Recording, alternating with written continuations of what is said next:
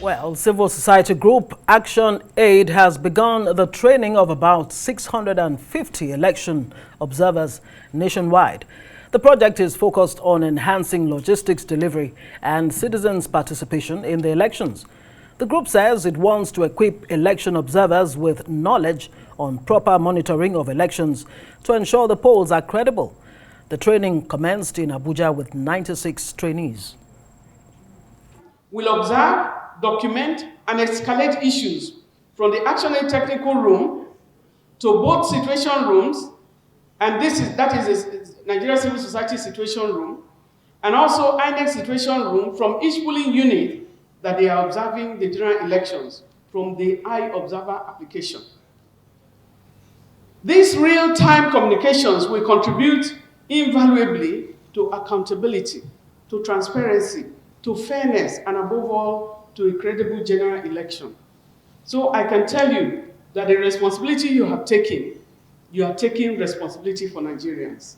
We encourage them, a day before the election, they have to charge their phone very well, and we've given them tips on how to conserve their batteries and also encourage those who can, to come with their power pack. I have a number of responsibilities. First and foremost, I mentioned that one, but these other ones, among several others, is promoting a culture of transparent, credible, and peaceful democratic succession as a mechanism for conflict prevention, especially before, during, and after the elections. Okay, we're now being joined by our Director of News and Politics, Editor Sumner, Sambo. Sumner, very warm welcome to Newsnight. I mean, the countdown has it has started. Barely 10 days. Just barely 10 11 days to go. And INEC has come up with a big one, more than 240 polling units, and it's going to be used. One, they cited insecurity, and two, voters' unwillingness to migrate to, those units, so that ideally each polling unit will not contain more than 500 persons. Right. What's the implication of this on the elections? Well, thank you so much, Christian. The idea is actually to ensure that we do not have polling units that will lead to a lot of controversies, and you have political parties saying that, look, some people were allegedly transferred, or some votes were counted in such polling units when there were no people who went to vote there. So INEC is already showing some level of transparency by this, because INEC could have decided to just leave it, and then you hear all sort of allegations coming out. So I think it's a measure of transparency by the electoral body to decide to do that. And one of the major reasons for actually creating these polling units in the first instance was to give voters enough opportunity for those whose houses are very far away, for you to bring the voting booth very close to them. And then in this instance now, we've seen that new settlements have come up.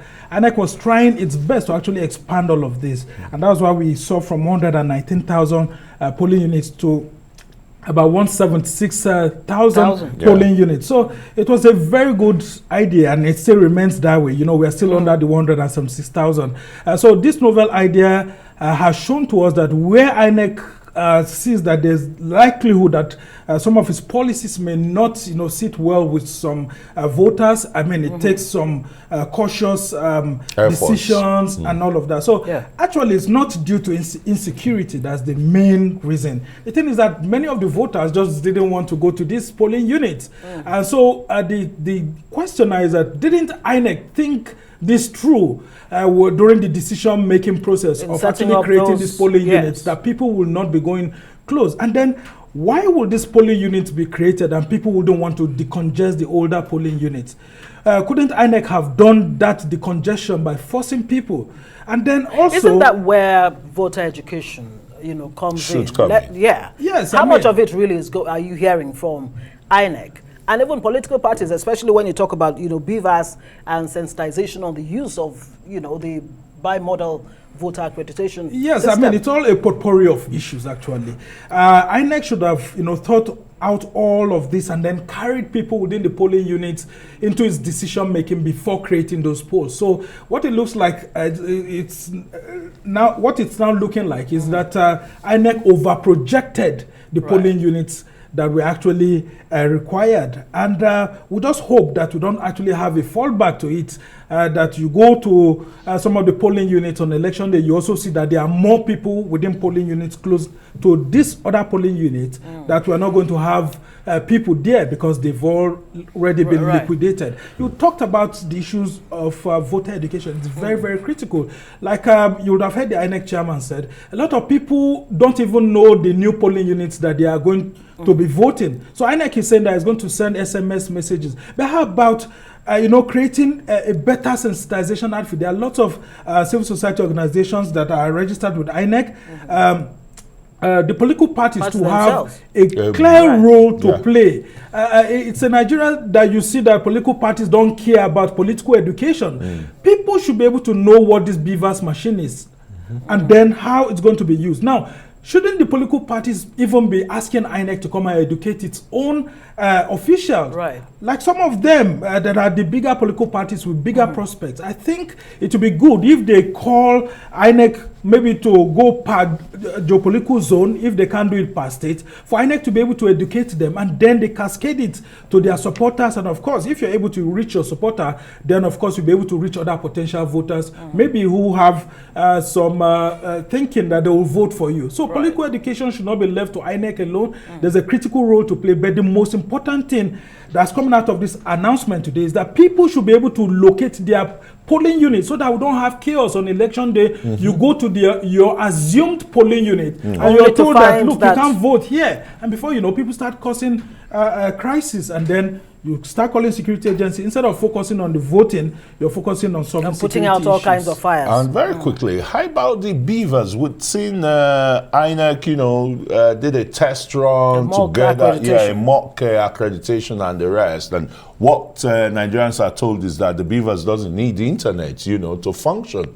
So how would you assess the functionality of the BVAS so far? Based on the mock accreditation. This device has been giving us some very good results, but are there errors in some part of the digital device process? Yes, there are some errors, but the errors are marginal errors that can be taken care of. And I can tell you, a lot of people don't know that some of these devices being used are homegrown technologies being developed by INEC IT engineers that they've been testing over time. I can tell you that these devices have been producing the best results that you would ever expect in any developed world. INEC itself is beginning to warm up to the reality that, look, a lot of these technologies can be improved upon with time. From the mock elections that we've seen, the results are good. The NGOs are already saying that, look, we don't actually have problems with the BVAS machine. What we have is the education of the electorate on the use of the BVAS. A lot of people may just go on election day and stand beside the machine. I don't know what to do. So what needs to be happening now, both on the INEC front, the political parties, and what have you within this few days? A lot of sensitization, massive education between now and election day. We have just like about 12 days left. Yes, and I can tell you that it's very critical for people to know what this device looks like, for political parties to educate their opponents, for them to be able to know that when you go to this machine, the machine figures should actually read 0000. Right. If you see anything that's already, if you see any numbers on election day on this machine, then it means the machine has been tampered with. And INEC officials will have to explain where they got those figures from. So people need to know that when they go there, the machine should be like what we usually call sociology. Yes, tabula rasa, without any details. And of course, you talked about the issues of internet technology. Yes, where there is internet,